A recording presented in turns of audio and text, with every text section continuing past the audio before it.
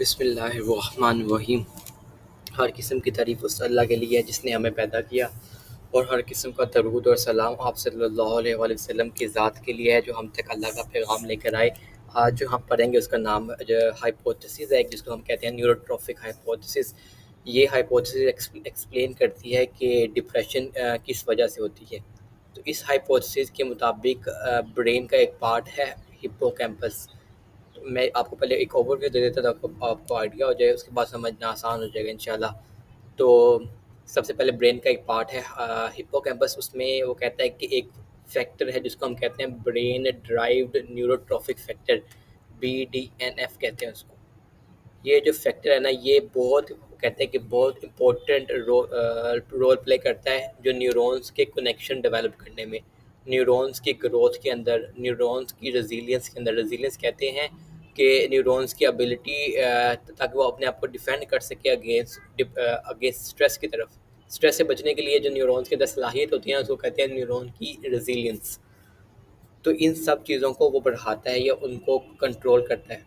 तो जब इस हाइपोथेसिस के मुताबिक जब हिप्पोकैम्पस ब्रेन का जो पार्ट है उसमें जब BDNF का लेवल कम होगा तो उसकी वजह से सारे प्रॉब्लम्स होते हैं। उसकी वजह से क्या होगा कि न्यूरॉन की रेजिलियंस कम हो जाएगी, न्यूरोजेनेसिस जो नए न्यूरॉन्स का बनना है वो कम हो जाएगा, न्यूरॉन्स की प्लास्टिसिटी का मतलब है न्यूरॉन्स के कनेक्शंस जो हैं वो कमज़ोर पड़ जाएंगे। जब ये सब चीज़ें कम होंगी तो अल्टीमेटली ये हमें डिप्रेशन की तरफ लेके जाएगा।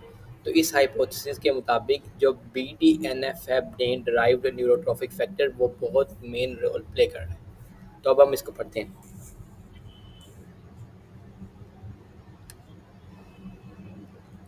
तो हम डायग्राम के जरिए समझते हैं। छोटी सी डायग्राम।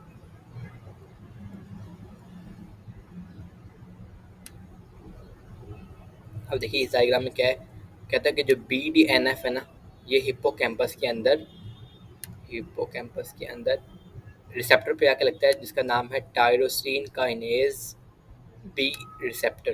ये इस पे आके लगता है हिप्पोकैम्पस के अंदर। अब ये क्या चीज़ें करता है, न्यूरॉन की प्रोलिफरेशन, नए न्यूरॉन्स का बनना, न्यूरॉन के सर्वाइवल में काम करता है जो मैंने आपको पहले बताया।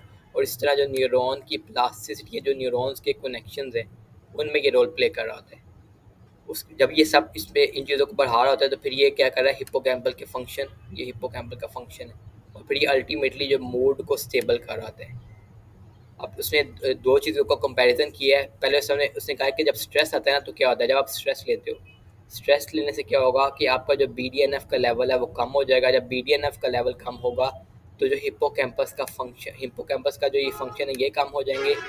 जब ये कम होंगे तो हिप्पोकैम्पल का फंक्शन कम होगा, ये कम होगा तो फिर अल्टीमेटली मूड डिस्टर्ब होगा, ये लो मूड होगा। लो मूड की वजह से अल्टीमेटली आप डिप्रेशन में चले जाओगे। इसी वजह से जब हम एंटी डिप्रेशन थेरेपी देते हैं तो ये वो क्या करती हैं, BDNF के लेवल को ज़्यादा करती हैं। जब BDNF का लेवल ज़्यादा होगा, हिप्पोकैम्पल का फंक्शन ज़्यादा होगा, तो अल्टीमेटली जो आपका मूड है वो स्टेबल हो जाएगा। तो ये एक डायग्राम के ज़रिए आपको थोड़ा आइडिया हो गया। दूसरा वो कहता है, एक और डायग्राम देखो, वो कहता है कि इसमें यही है कि स्ट्रेस जो है और जो जीन के अंदर अगर म्यूटेशन होगी है, ये दोनों चीज़ें क्या करती हैं, ये BDNF के लेवल को कम या BDNF को, ब्रेन डराइव्ड न्यूरोट्रॉफिक फैक्टर को डिसफंक्शनल कर देती है। जब ये डिसफंक्शनल होगा तो क्या होगा, न्यूरॉन्स की प्लास्टिसिटी कम हो जाएगी। जैसे मैंने पहले बताया, जब ये कम होगी तो ग्लूटामेट का लेवल कम हो जाएगा। अब ग्लूटामेट क्या करता है, वो पहले तो वो सिनेप्टिक ट्रांसमिशन कर रहा था, लेकिन अब जब इसका लेवल कम होगा तो न्यूरॉन्स की जो ट्रांसमिशन है वो भी कम हो जाएगी। जब न्यूरॉन्स की ट्रांसमिशन कम होगी तो न्यूरॉन्स की डीजेनरेशन ज़्यादा हो जाएगी। जब न्यूरॉन डैमेज होना शुरू हो जाएंगे तो वो अल्टीमेटली हमें डिप्रेशन की तरफ लेके जाएगा। उम्मीद आपको समझ आ गया होगा कि ये थ्योरी क्या कह रही है इस हाइपोथेसिस के मुताबिक। अब जो थोड़ी सी थ्योरी है उसको भी पढ़ लेते हैं ताकि आप एग्ज़ाम वगैरह में लिख सको।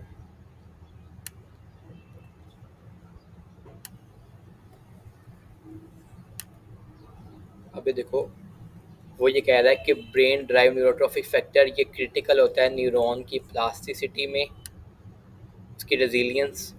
रेजिलियंस का क्या मतलब, मैंने बताया था कि ये जो न्यूरॉन्स है वो स्ट्रेस को कितना बियर करती हैं, उसको रेजिलियंस कहते हैं। और न्यूरोजेनेसिस, नए न्यूरॉन्स का बनना, इसमें ये रोल प्ले कर रहा होता है। आल्सो इन्फ्लुएंस, ये न्यूरॉन की सर्वाइवल और ग्रोथ में भी अपना रोल प्ले कर रहा है। Activating the tyrosine kinase receptor be in both neurons और ग्लिया। ये क्या करता है कि वो जो मैंने आपको बताया था कि वहाँ पे एक रिसेप्टर होता है, उन दोनों को जाके एक्टिवेट करता है। जब वो एक्टिवेट करता है तो हिप्पोकैम्पस एक्टिवेट हो जाता है। अब ये ब्रेन के किस एरिया में प्रेजेंट होता है, तो कोर्टिकल एरिया लाइक हिप्पोकैम्पस, इसमें ये प्रेजेंट होता है। तो जब आप, मैंने ये डायग्राम से भी आपने देखा कि जब ये स्ट्रेस या पेन की सिम्टम्स आते हैं तो ये अल्टीमेटली BDNF के लेवल को कम कर देते हैं। जब BDNF का लेवल कम होगा तो हिप्पोकैम्पस का जो स्ट्रक्चर है वो डैमेज हो जाएगा। हिप्पोकैम्पस का स्ट्रक्चर डैमेज होगा तो 5 to 10% जो मेजर डिप्रेसिव डिसऑर्डर, जो जिसका मैंने इंट्रो पहले वीडियो में बताया, ये एसोसिएट करता है 5 to 10% loss in volume of in hippocampus. Major depressive disorder में क्या होता है, हिप्पोकैम्पस का 5 to 10% वॉल्यूम लॉस हो जाता है। इस हाइपोथेसिस के मुताबिक, याद रखें ये एक हाइपोथेसिस है जो हमें एक जनरल जो अपना आइडिया बता रही है कि डिप्रेशन इस वजह से हो सकती है। ये कंफर्म नहीं है इस बात का, वो आगे हम इसके फ्लॉज भी देखेंगे। इस हाइपोथेसिस के मुताबिक जो BDNF है ना, वो मेन रोल प्ले कर रहा है। तो वो ब्रेन के किस एरिया में प्रेजेंट है, वो पहले काम क्या करता है, जब उसका लेवल कम हो जाएगा तो फिर क्या होगा, इस हाइपोथेसिस में ये बताया गया है। अब हम इस हाइपोथेसिस के फ्लॉज को डिस्कस करते हैं। फ्लॉज में सबसे पहले वो ये कहता है कि जो माइस के अंदर तो BDNF होता ही नहीं है। जब इसके अंदर BDNF ही नहीं है तो इसके अंदर तो डिप्रेशन शो होनी चाहिए। लेकिन वो कहता है कि उसके अंदर BDNF है भी नहीं, उसके बावजूद not always suggested an increase in depressive और एंशियस बिहेवियर।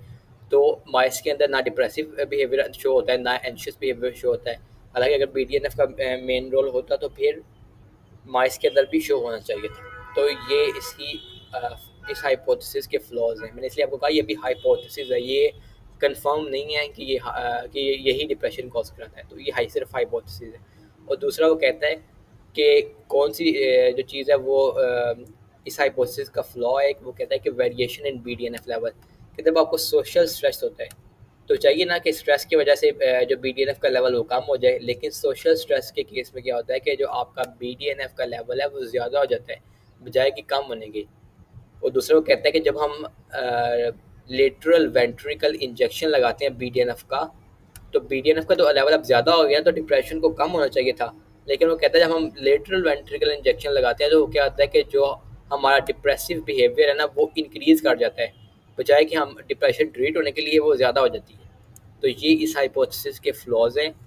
इसका मतलब ये है कि अभी स्टिल हाइपोथेसिस ये है, इसके कुछ फैक्टर्स को कंफर्म करते हैं, कुछ फैक्टर्स के अगेंस्ट हैं। वो मैंने दोनों बता दिए।